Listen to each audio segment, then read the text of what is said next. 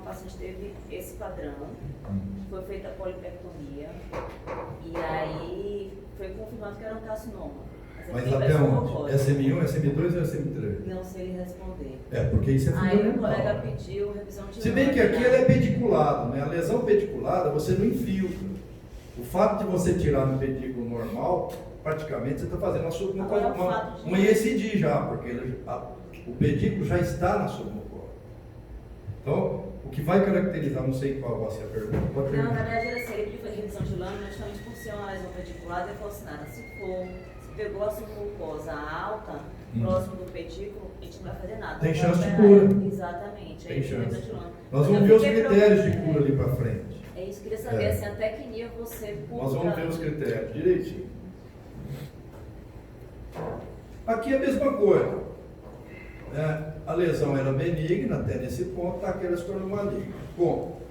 Existia um pequeno pólipo, adenomatoso, que se tornou grande, certo? Sofreu uma delenação displásica, vocês estão vendo aqui então o epitélio, vocês estão vendo aqui a submucosa, vocês estão vendo a lâmina própria e a muscular da mucosa, a submucosa e as camadas musculares. Então ele teve displasia, considerado pré-cancerígeno. Quando invadiu, ultrapassou o quê? Qual camada? Muscular da mucosa. E atingiu a submucosa, adenocarcinoma. Esse é o ponto exato da transformação. Né? E aí ele foi invadindo, já se tornou um T4 aqui, porque já saiu até da parede. Né? Do ponto de vista de patogênese, demora um tempo de 30 a 40 anos, né? Onde você tem, no câncer de novo, um epitélio normal, proliferou, do ponto de vista epitelial, sofreu mutação genética dos oncogenes, se transformou num pólipo pediculado, num adenoma, porque é origem glandular, epitelial, sofrendo agressão do Carras, certo? Até que ele realmente degenerou e invadiu, né? E aí ele passou a promover metástases para o fígado e tudo mais. Eu não vou entrar em detalhes nisso, não é porque a aula é longa, não, é porque eu não sei isso aqui. Certo? Quem sabe isso aqui é o nosso amigo professor. Mas o Oncogen-Ras, ele segue esse caminho, atuando sempre em todas as fases, até um pólipo pequeno, pólipo grande, e os supressores tentando evitar isso, até ter mutações adicionais, certo? E chegar lá onde ele quer, no câncer. Mesma coisa aqui, nós temos uma mucosa normal, uma magnificação mostrando criptas aberrantes, um adenoma e a atuação do Carras, adenoma avançado, câncer invasivo. Quais os fatores que determinam a malignização do ponto de vista que nos interessa, que é a colonoscopia? Porque tudo isso que eu vou falar aqui, você tem condição de ver a colonoscopia e colocar no seu laudo. Dimensão. Adenoma menor que 1 centímetro, ele sofre 1% de malignização. De 1 a 2 centímetros, ele sofre 10%. E maior que 2, 50%. Ou mais. Do ponto de vista do padrão histológico, então vocês já viram que o tamanho do pólipo influi, o padrão histológico de ser viloso tem muito maior incidência de malignização, o número de lesões, quanto mais lesões adenomatosas você tem, mais poder de malignização tem. Imagina uma polipose adenomatosa familiar. Se você vê que do 1 para o 2 para o 3 já cresce, imagina para o 100%. 100%. Né? A presença de displasia já na biópsia que você fez, ou na polipectomia que você fez, ou qualquer que seja o meio que você usou para retirar essa lesão. Tubular, 55% de displasia leve e 5% de câncer. Viloso, 60% de displasia moderada, que é considerada alta ou acentuada, né? 41% de câncer. Outros fatores determinantes, a forma da lesão. Então nós já vimos tamanho, número, né? Se há ou não displasia, o que mais nós já vimos? Histologia. Isso, histologia. A forma. As lesões sésseis têm maior risco de malignização que as lesões subpeticulares e peticulares. Quando ele falou histologia, ele quis dizer o viloso, né? Então aqui está tudo isso relacionado num quadro, dizendo o seguinte: se eu tenho uma lesão pediculada e uma séssio, e vamos comparar, a pediculada ela é benigna, menor que 2 centímetros, com a superfície lisa ou lobulações regulares, não tendo ulceração ou tendo uma simples erosão na superfície, a consistência firme ou amolecida, não ser friável e ter mobilidade. Já a séssio, ela é maligna quando ela tem mais de 2 centímetros, nodulações irregulares na superfície, ulcerações frequentes e mais profundas do que uma simples erosão, é endurecido, tem friabilidade e não tem mobilidade, está aderida à submucosa. Então dá para comparar muito bem isso daí. Então na sequência adenoma carcinoma é isso. E na outra sequência, a lesão, o câncer de novo. Em 1958, Spratt e Ackermann. Em 1972, Casterman e Kriegerstein. E em 1984, Nakamura, esse apoiando esse que apoiou esse, diz o seguinte: a maioria dos carcinomas já nasce da mucosa plana. Não tem esse negócio de adenoma, não. Certo? Adenoma prévio, pólipo prévio. Então você tem a mucosa, certo? Ele nasce o câncer 70% a 80%, ou congênito P53 atua e vira câncer. E eles falavam o seguinte: essa tal de sequência de adenocarcinoma é só 20%, 30%, enquanto que a outra, o Norse, né, falava que era 80%, que é o contrário. Então, o que eles diziam? A lesão, o câncer origina de uma mucosa coloretal sem lesão endodermatosa e negócio de displasia também não. Abaixo de 40 anos de idade, 75% de células aneuploides, pior prognóstico. Eles sofrem mutações, aqui relacionada mais ao P53, o Carras atua mais na fase de adenoma, preferencialmente no colo direito, e lesões iguais a essas, menores que 1 centímetro. Então, uma lesão menor que 1 centímetro pode ser um câncer de novo. Você não tem que esperar chegar a 2 centímetros. Entenderam? Porque você vai olhar para a lesão carcinomatosa, ela já está elevada, mesmo que ela nasceu numa mucosa normal. Você não vai saber se ela foi adenoma antes ou... Quando você cora com índigo carmim, violeta crescil, magnifica e vai estudar as criptas glandulares, aí você tem 80, 90% de concordância entre o diagnóstico endoscópico e histopatológico. Eu vou chegar no exame que está sendo feito hoje, que é 100% de... Inclusive os autores falam, não precisa de patologia. Eu vou chegar lá. O adenoma serrilhado, que vem de um pólipo hiperplásico, que até muito tempo atrás achava que o pólipo hiperplásico não malignizava.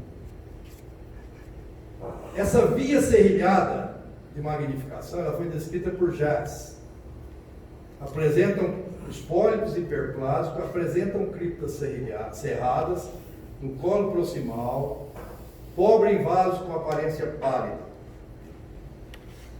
Maligniza pela rota CPG, Methylation Promoter, certo? Promoter. Sofre mutações genéticas dos oncogenes BRAF e Carras, que se relacionam com essa tal de hipermetilação, formando genes com essa característica. Se vocês quiserem me explicar toda essa cadeia aqui, não tem problema nenhum. Essa é a rota, sim, metilação, né?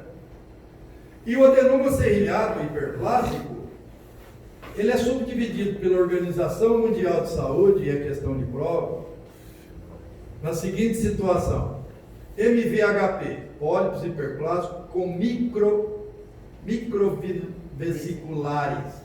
Microvesicular, não é microvilosidade, microvesicular. GCHP, pólipos hiperplásticos de células globulares. Claro que isso é uma divisão histológica. DMHP, pólipos hiperplásticos depletadores de mucina.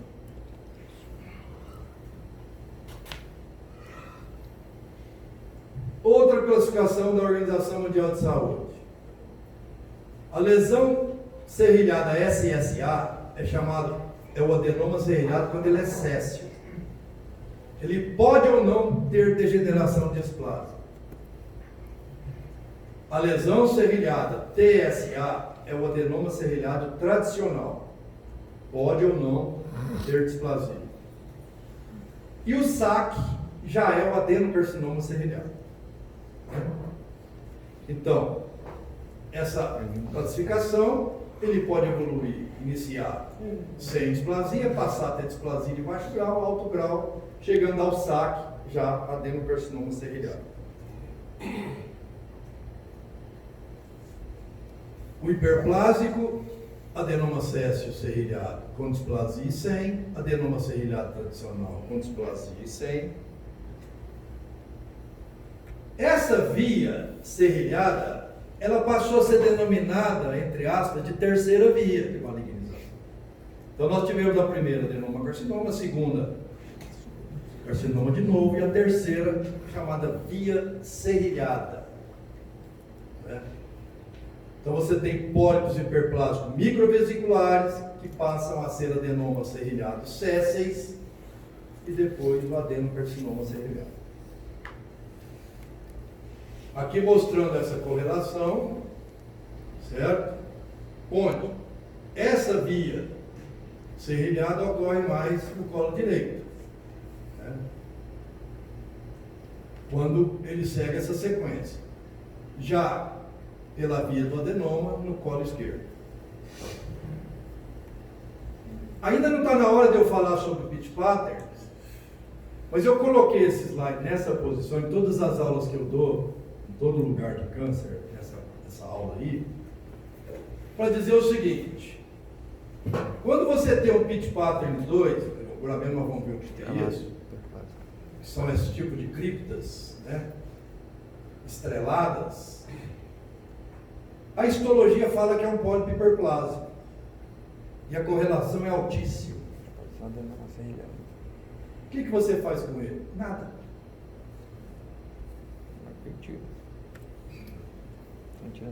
Esse é o pólipo hiperplásico clássico, não é o pólipo hiperplásico com degeneração adenomatória. Entendeu? Mas será que não cabe um ponto de interrogação aqui? Porque essa imagem é antiga. Os cânceres têm toda essa prevalência, eu não vou ficar vendo isso aqui, certo? Agora, isso aqui é importante.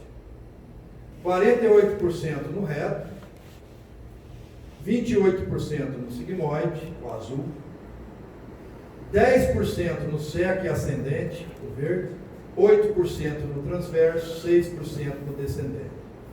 E em 2 a 3% dos casos, em 2 locais simultâneos. Quanto à evolução, o adenocarcinoma pode ser superficial, antigamente denominado de precoce, e avançado. O superficial, ou precoce, é o intramucoso homicida, e o invasivo, que já chegou na submucosa.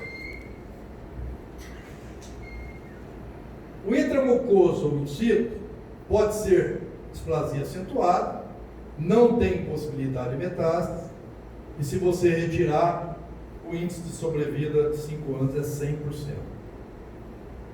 Porque não tem célula circulante, inclusive não precisa fazer quimioterapia. Já o invasivo não é displasia, ele é câncer. Possibilidade de metástase ganglionar, até 10% já, só porque invadiu o submucosal. Então, eu sempre me pergunto isso, a gente estuda isso há quantos anos, né? Por que a lâmina própria não me permite metástase? Qual a barreira que há se lá tem linfático, vaso sanguíneo? Não sei responder essa pergunta. O avançado já invadiu a submucosa. Então, independente dele ter metástase ou não, ele é considerado chamado de câncer avançado. Quanto à história familiar, o adenocarcinoma pode ser esporádico, quando não tem história familiar. Então você pergunta para o paciente lá, você teve câncer na família? Tive. O próprio paciente fala, doutor, eu vim fazer essa colonoscopia, porque já teve alguém na minha família que teve câncer. Ele foge para os 15%. Os 70% é incômodo. É o álcool, cigarro, carne, gordura, vida boa. Que é o esporádico, sem história familiar. Com história familiar, você pode ou não estar associado à polipose. Se você está associado à polipose, tudo bem, né? Mas se não está, isso é chamado de síndrome de Lynch. Vai cair na prova a síndrome de Lynch 1, a síndrome de Lynch 2. Quando o câncer é esporádico, sem história familiar, os fatores ambientais que eu já falei, que levam a 85% a 90% do câncer coloretal. Que graça. Certo? Quando ele tem história familiar, está associada à polipose, você vai ter principalmente a PAF, e a Paphos, Gardner e o Turcot. 1% só dos tumores coloretais vem da PAF e da PAF. Síndrome autossômica dominante, já falamos sobre isso e tal, não vou escrever. A síndrome de Lynch 1 é quando o adenocarcinoma, certo? Tem história familiar, mas não está associado à polipose. E essa é a síndrome de Lynch 1. Tem história familiar e não está associada à polipose. Mas o tumor é restrito ao colo. Se ele tiver tumor extracólico, já é a síndrome de Lynch 2. Então, a síndrome de Lynch 2 é um câncer coloretal com história familiar, não tem polipose, mas tem já tumor extracolônico. Por exemplo, pode haver tumores gastrointestinais, endometriais, mama, pele, intestino delgado. Quando é de pele, intestino delgado, a síndrome de Lynch 2 passa a chamar síndrome de Muir-Torres. Vai pirando, né? Mas e o carcinóide? Porque isso que eu falei é adenocarcinoma. E o carcinóide? O carcinóide é um tumor neuroendócrino, tem uma transformação maligna das células de Buschstick, que são cromafins, das bases da glândula de Lieber. Ele tem um crescimento centrífugo, ocorre no seco, no apêndice e no reto, 3 a 7% dos pólipos coloretais, e tem como característica ser amarelado e duro. Você toca nele, ele é muito duro. Quando você tem carcinóide retal até 2 centímetros, você indica ressecção endoscópica após o estadiamento local com ultrassom ou ressonância, porque ele passa a dar metástase. Lesões em outros locais do colo, indicado estadiamento, mas geralmente não necessitam ressecções. Aqui está falando no reto. Então, o modelo de crescimento tumoral, para resumir tudo isso que eu falei, você tem a lesão de projeção polipoide, que cresce no sentido ascendente para a luz do colo e do reto. Você tem a lesão não polipoide, que cresce para baixo na profundidade da parede, ou permanece plana ou plana elevada. E tem o lateral spreading tumor, que é o espraiamento lateral, que é a lesão LSD. Então esse é o Kudo descreveu e publicou o modelo de crescimento tumoral. Lesão plana, que cresce no sentido ascendente para a luz do colo e do reto, transformando no céssio. Lesão plana, que cresce deprimido, transformando num 0,2C, certo? ou permanecendo ligeiramente elevada, ou mesmo permanecendo plana, ligeiramente elevada, ou sofrendo espraiamento lateral. Isso é modelo de crescimento tumoral, certo? Sequência adenoma-carcinoma. Aqui está o resumo dessa sequência. Você tem um crescimento para ligeiramente elevado, você tem um crescimento para acesso, você tem a depressão, crescimento para 0,2C e o espraiamento lateral, que se subdivide agora mesmo nós vamos ver isso. Então, quando vocês forem fazer um laudo de uma lesão, vocês têm que escrever isso aqui tudo no laudo. O cara costuma pôr assim na descrição: pólipo céstico de sigmoide de 1 centímetro. Ponto. Não. Você tem que escrever quantas lesões são, o segmento que está sendo a lesão, a forma da lesão, como ela se implanta, as dimensões, a superfície dela, corar, ver a mobilidade da lesão, a aparência da superfície em volta dela, o estado da parede intestinal no segmento que ela está, principalmente quando a distensibilidade ocorre do órgão. Se tiver magnificação, tem que fazer, descrever o estudo das criptas e o estudo da vascularização. E ainda mais, tem dois sinais. Se ela tem sinal da tenda positivo ou negativo e da almofada positivo ou negativo. Como nós estamos falando às vezes de lesão epitelial, na grande maioria das vezes, não, ela vai ter sinal da tenda negativo, a lesão vai subir. E nem sempre, e aí o sinal da tenda positivo vai se reservar a lesões submucosas. O câncer precoce, ele pode atingir a submucosa, porque, como definição, o câncer precoce é aquele que pode acometer só o epitélio lâmina própria, lâmina própria vascular da mucosa, lâmina própria do terço superior da submucosa, terço médio e inferior. Então aqui, terço, você divide a submucosa em 3 partes, você tem o SM1, o SM2, quando ocupa a segunda, o meio da submucosa, e a SM3 quando chega no terço inferior.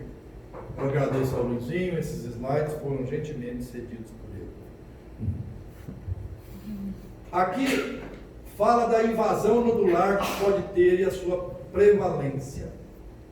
O SM1 ele pode, normalmente, menos de 1% de invasão nodular, terço superior. Por isso, ele é uma lesão indicada a ressecção submucosa. Por que o tumor que atinge a camada superficial do colo, da submucosa, pode ser ressecado por endoscopia e o que atinge a camada média não?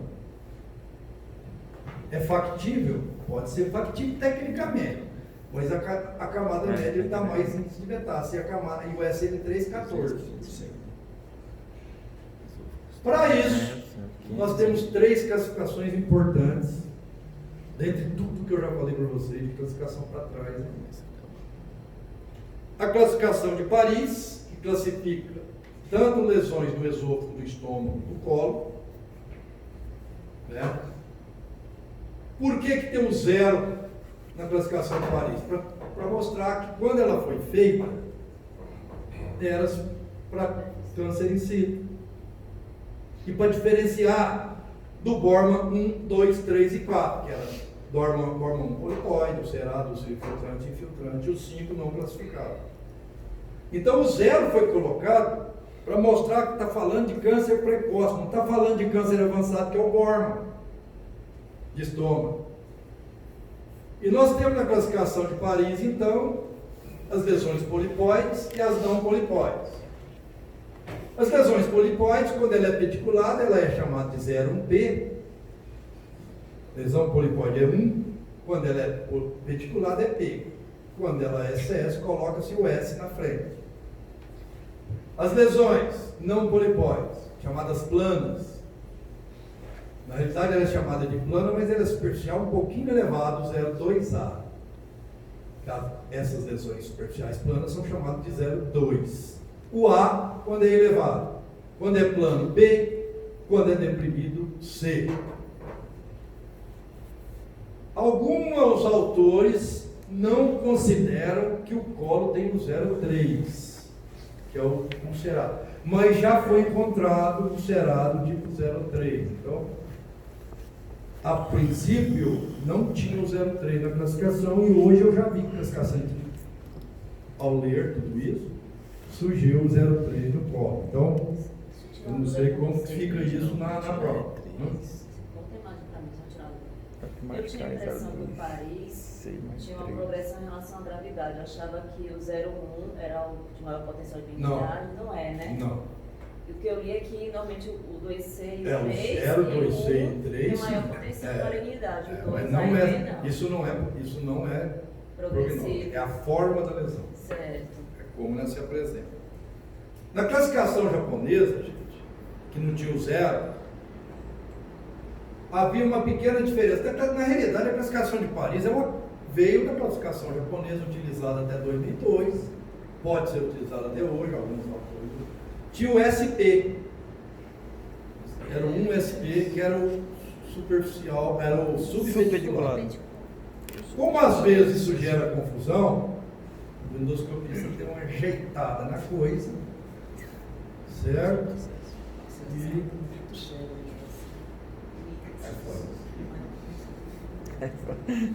agora, como você vai diferenciar o céssio do ligeiramente elevado durante seu exame?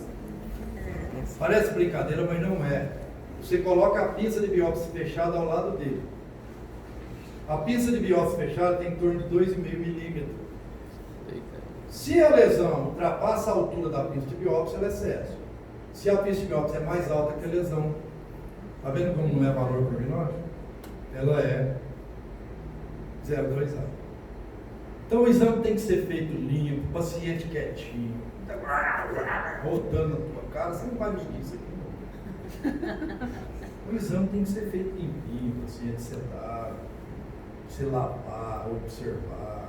Se for possível, joga o astacético, mesmo que você não vá corar, mas pelo menos o astacético já muda tudo, ele está sendo até considerado corante. Certo? Agora o cara está vomitando, metendo a mão no seu aparelho, está rotando, você não vai. Você vai com uma pinça de biópsia perto da lesão e analisar como. A classificação de Paris, nessa publicação dela, mostra aqui a prevalência quanto à morfologia. 57% das lesões é polipoide, certo? Pediculado ou céssio.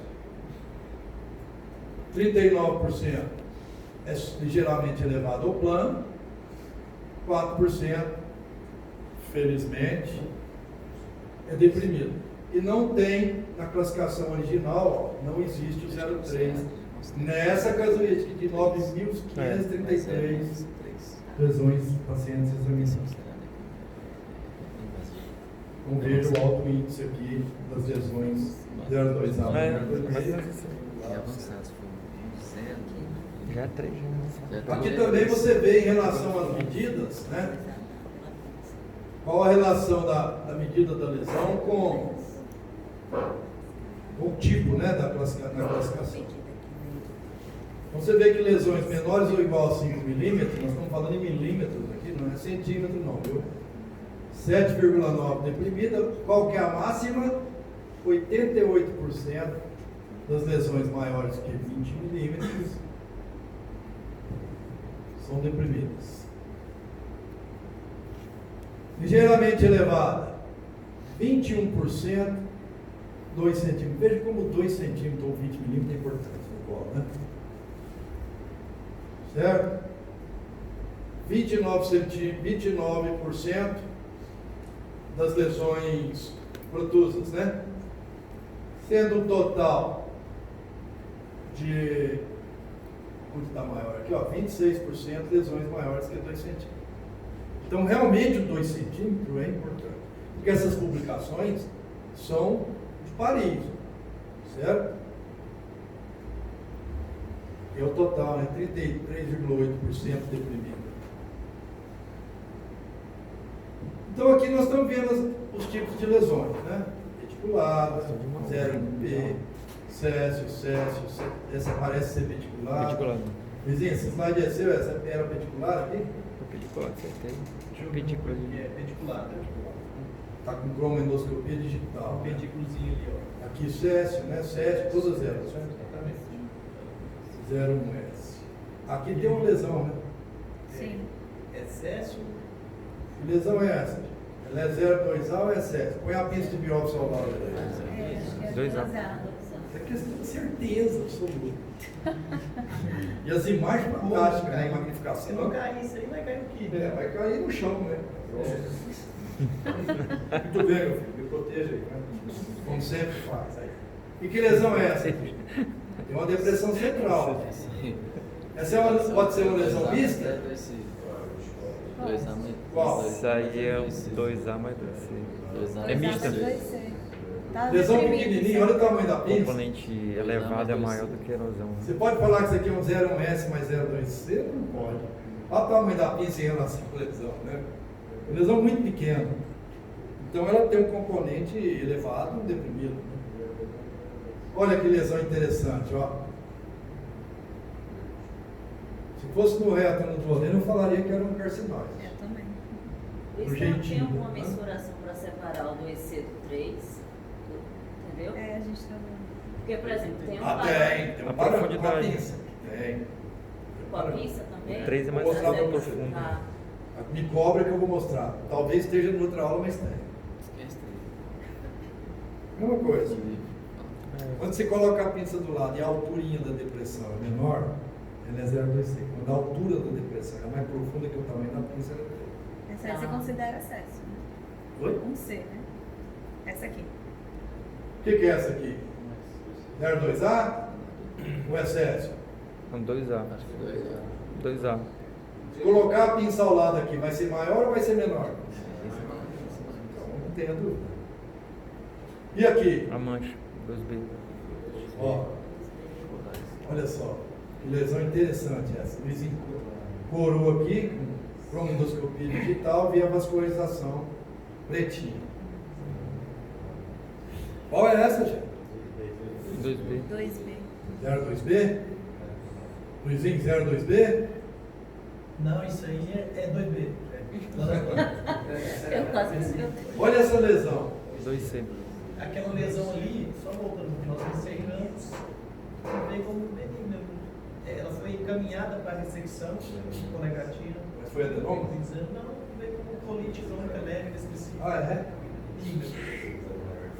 Pois é, no laudo você vai classificar como você acha que deve, Paris. Sim, não, mas a classificação no laudo é Paris. É, Paris. Paris é uma classificação de suspeito, não é histológico. Exato. Né? E aqui, ó, 2C. B jogou o corante azul, ele deposita nas depressões. A classificação de Viena. Vocês já estão craque na classificação. 31 patologistas de 15 países se reuniram em 1998 em Viena. E fez essa classificação publicada na Gastrointestinal. Não, publicada por esses autores. Categoria 1, não tem neoplasia nem displasia. Categoria 2, está indefinido a neoplasia ou displasia. Categoria 3, neoplasia não invasiva de baixo grau, adenoma com displasia de baixo grau. Categoria 4, neoplasia não invasiva, adenoma de alto grau, displasia alto grau. Então ela se subdivide em 4, 1, 2 e 3, sendo que o 4, 1 é um adenoma com displasia de alto grau, o 4, 2 um carcinoma não invasivo, in situ ainda, mas é um carcinoma. E o 4-3 já com carcinoma sob suspeita de invasão da submucosa. A categoria 5 está caracterizada como uma neoplasia configurada como invasiva. Aí você subdivide em intramucoso, quando invade a lâmina própria ou muscular da mucosa, ou submucoso, quando invade a camada mais profunda. Mostrando que até a lâmina própria nós estamos na mucosa. São 3 camadas da mucosa: epitélio, lâmina própria e muscular da mucosa. Já as lesões LST, com espraiamento lateral, essa é a definição atual. Eu já vi, quando eu falo que eu já li artigos bem no início que elas eram consideradas superior a 20 milímetros. Não sei se foi erro de ortografia, mas eu já li isso e já vi, até copiei isso, coloquei no slide na época. Mas a definição de laterally spreading tumor é